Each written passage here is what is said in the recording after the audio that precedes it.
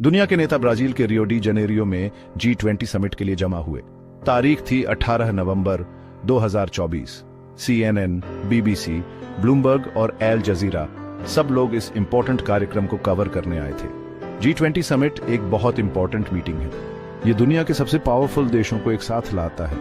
G20 global economy का एक बहुत बड़ा हिस्सा रिप्रेजेंट करता है। शिखर सम्मेलन में जो भी फैसले लिए जाते हैं उनका बहुत दूर तक असर पड़ता है। ये नेता बहुत इंपॉर्टेंट मुद्दों पर चर्चा करने के लिए एक साथ आते हैं। उनका लक्ष्य होता है ऐसे सॉल्यूशंस खोजना जिससे सबको फायदा हो। G20 समिट बातचीत करने का एक मंच है। ये ग्लोबल लेवल पर सहयोग को बढ़ावा देता है। G20 की शुरुआत 1990 के दशक के आखिर में हुई थी।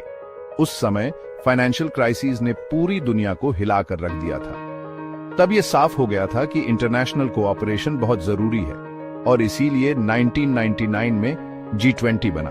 इसमें 19 देशों के फाइनेंस मिनिस्टर्स और सेंट्रल बैंक गवर्नर्स को एक साथ लाया गया, साथ ही यूरोपियन यूनियन को भी। G20 का शुरुआती फोकस फाइनेंशियल स्टेबिलिटी पर था, लेकिन समय के साथ इसका दायरा बढ़ता गया। अब यह बहुत सारे ग्लोबल इश्यूज पर काम करता है। G20 इकोनॉमिक्स, क्लाइमेट चेंज और सिक्योरिटी पर बातचीत करने के लिए एक प्लेटफॉर्म बन गया है। यह ग्लोबल एजेंडा को आकार देने में इंपॉर्टेंट भूमिका निभाता है। इस साल के G20 समिट ने एक बहुत पावरफुल मैसेज दिया। आदर्श वाक्य था, एक मजबूत भविष्य के लिए सस्टेनेबल डेवलपमेंट। इससे पता चलता है कि एक्शन लेना कितना जरूरी है।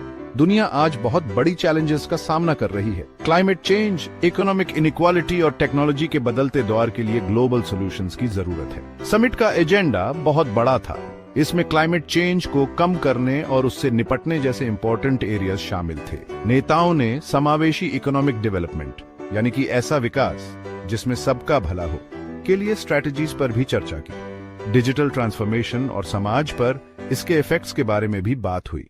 ग्लोबल हेल्थ, सिक्योरिटी और पैंडेमिक के लिए तैयार रहने जैसे इंपॉर्टेंट टॉपिक्स पर भी बातचीत हुई।